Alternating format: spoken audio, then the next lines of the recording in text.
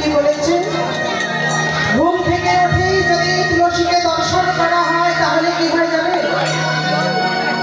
সব অপরাধ বিনাশ হয়ে যাবে। ঘুম থেকে উঠে আগে তুলসীকে দর্শন করে প্রণাম করতে হবে। আর তুলসীকে স্পর্শ করলে শরীরের যত পাপ আছে সব পাপ বিনাশ হয়। আর যদি তুলসী রোপণ